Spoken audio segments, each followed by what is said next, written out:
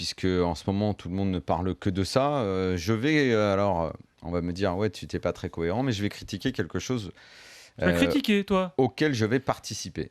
Parce que on est là et c'est la vie pour tout le monde. On est pris dans ce tourbillon et donc on va participer dès demain à des heures d'antenne, à des émissions spéciales autour de ce moment où va être énoncée cette liste, où les noms vont tomber un à un. Demain, 20h18 François, sur tu TF1. pourras nous en parler puisque On avait inauguré ça, nous. Tu as vécu ça de l'intérieur. 2010. Je trouve que c'est Quand Domenech n'avait pas donné les noms, là, que ça avait foutu le bordel. Non, une grosse liste comme ça au JT de TF1. Ouais. Je trouve qu'on est dans la totale démesure. On cherche à créer des événements les uns derrière les autres. C'est l'époque qui veut ça.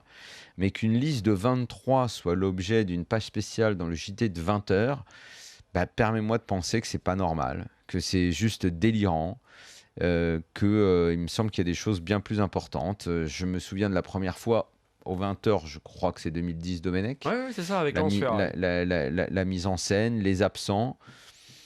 Dans le passé, c'était pas comme ça et je crois qu'on vivait pas plus mal ce moment-là. Je crois pas qu'à l'étranger, le sélectionneur espagnol va à l'équivalent du 20h ou Joachim Löw à l'équivalent du 20h en Allemagne.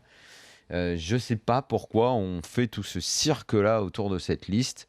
Il donne 23 joueurs, bon voilà, basta. Après, il y a l'Euro, c'est là que ça va se passer. C'est pas au moment où tu vas venir sur le plateau avec ton costume, annoncer cette liste avec cet air grave. En plus, il y a une sorte de dramaturgie autour de ça.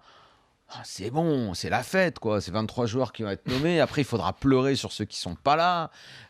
Il faudra faire des reportages. Comment t'as vécu ça? On ira voir la boulangère du joueur. C'était un gentil gars. T'exagères un peu là, quand même. C'était un gentil gars quand il était petit qui venait chercher sa baguette. C'est pas normal qu'il soit pas dans les 23.